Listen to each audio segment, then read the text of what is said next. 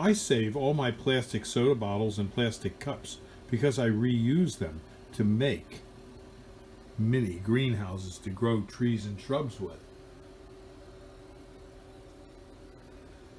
And here's how I do it to grow weeping willows. Weeping willows really like wet soils. And a feature of the weeping willow is that a branch can break off and float down the waterway and re-root. It's a very fast way for the tree to propagate itself. And we do that same technique in our office. We just modify it a little bit. But we do this during the winter months when we don't have a lot of other things going on. And in this video, I'm going to show you what we do and how we do it. So if you want free weeping willows, stay tuned. This is how you can do it. At Highland Hill Farm, we grow a lot of cuttings in our office during the winter.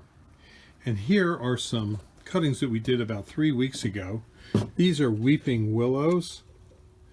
And as you can see, they root real easy, just sticking them straight in water. And it doesn't take long, they start to root out. Now when the roots get a little more well developed than this, a little bit longer, a little more fibrous, and a little more side shoots, then we'll put them into potting soil and grow them out.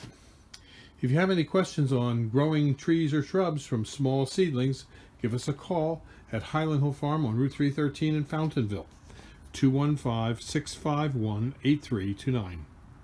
If you don't feel like doing the cutting of a willow and putting it in water and rooting it out, you can always come to us and buy a potted willow or willows that we've grown in our field.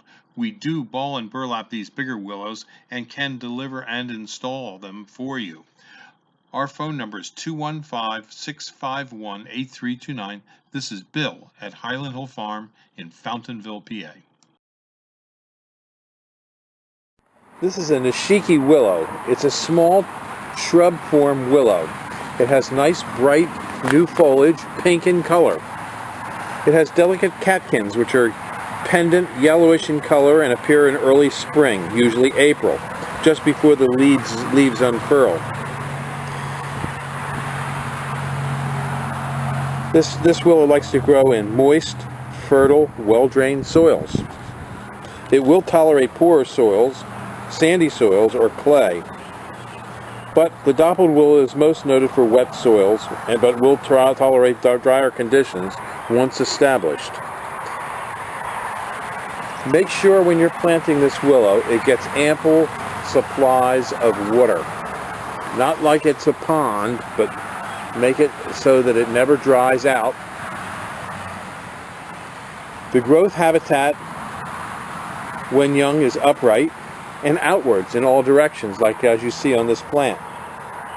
As the plant matures, the branches will arch gracefully. Mature height can be 10 feet in ideal conditions. Best to keep this smaller and trim out the old wood on a regular basis.